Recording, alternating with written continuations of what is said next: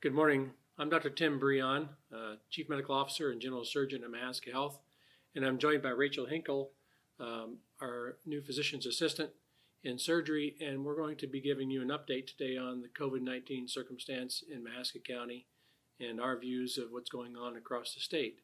And so Rachel's going to be asking some questions that have been funneled to us by patients and people that have concerns, and so we're going to address some of those questions again this morning. Yeah. So as the new saying goes, it's April distance brings May existence. But that means that it's officially time for the state of Iowa to start lifting some of its restrictions, with some of the restaurants and businesses starting to open back up this weekend.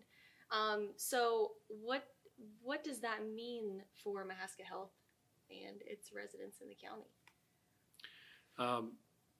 What does that mean? I think it means that we're at a point in time with the COVID-19 circumstance that it is time to start to move ahead and to move on.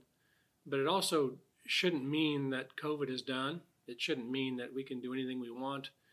It should be understood by everybody that we should continue the safe practices that got us to the place where we're able to do this.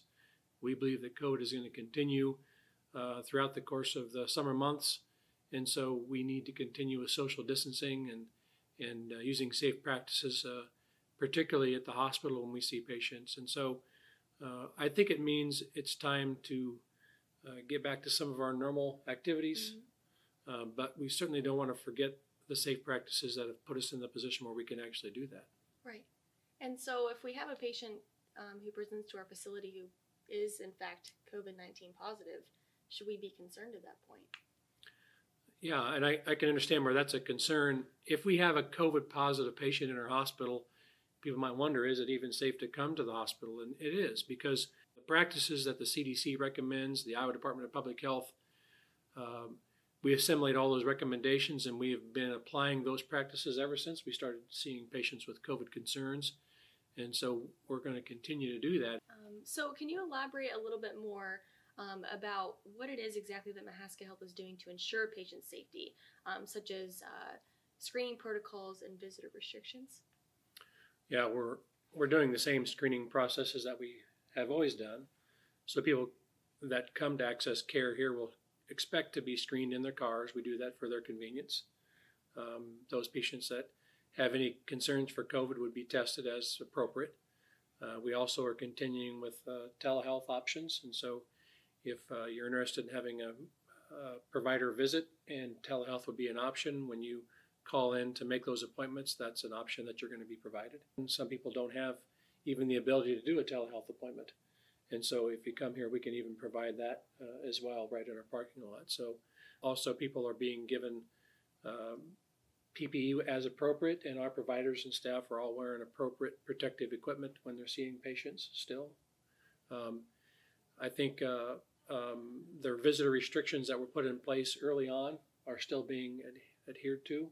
And so if you have concerns or any issues or any questions about the visitor restrictions, those can be accessed on our website as well. And so you can be updated with those if you're coming to visit or to see people at the hospital. We just want you to know what to expect. All right. Well, do you have any other comments that you'd like to say on behalf of what we've been talking about today? I'd just like to thank you for the opportunity to answer some of these questions. And I think one thing I'd like to add is that people have a lot of questions about testing and lots of discussion from the governor about testing right now. And so so many questions, it's hard to even answer those. I just want people to understand that they should trust that we have medical personnel here and lab personnel and staff that are assimilating all that information and making the best recommendations for the testing needs of our community when needed. So just rest assured that we're addressing that as well. Also just want to thank once again everybody in the community that's been working together to help us continuing to provide this care in a safe fashion so that people should be able to expect to be treated in a safe way when they come. Once again, the emergency management people, the firemen, the policemen, everybody here at the hospital, from administration all the way down to the cleaning staff, everybody's just been Absolutely. Great in cooperating to make this the best that it can be. So thank you as well. Yes, thank you. And thank you again for taking the time to answer all these questions for us. And hopefully we can go into the month of May staying vigilant and aware of how we can continue to be safe. So Thank you, Rachel. thank you.